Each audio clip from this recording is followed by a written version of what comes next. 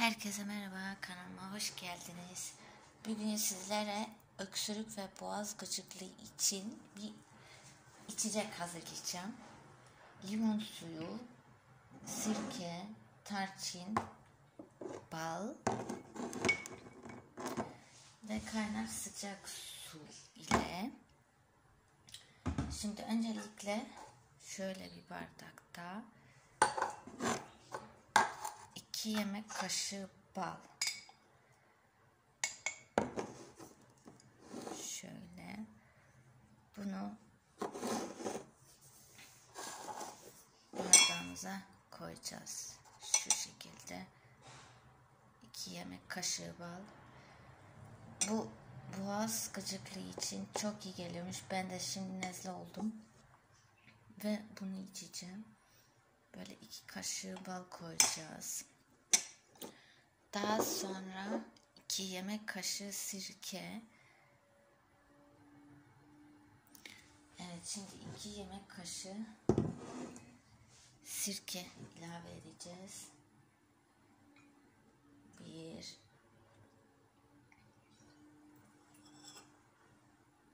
2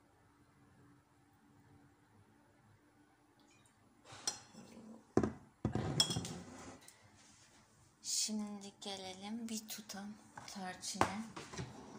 Ben hep çay kaşığı yaparım. Şöyle elime dökeceğim.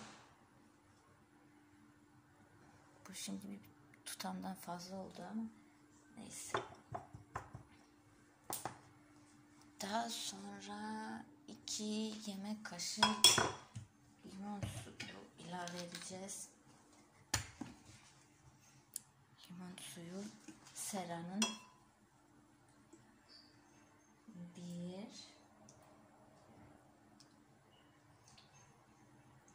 2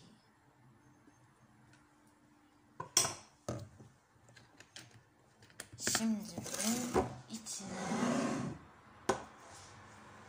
kaynatılmış şöyle gözüküyor. Bunun içine kaynatılmış sıcak suyu koyacağız. Ve karıştıracağız.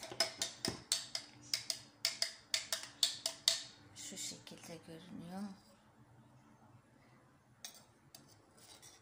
Ama tabii iyicene karıştırmak lazım.